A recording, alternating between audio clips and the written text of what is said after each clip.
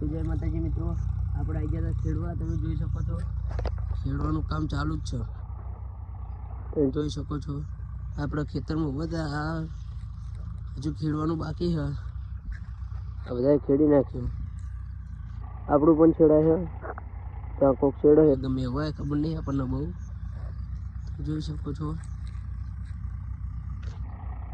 આ ભાઈ ખેડે છે. આપણે તો બ્લોક બનાવવા આવી ગયા હતા આપણા એક ખેતરમાં.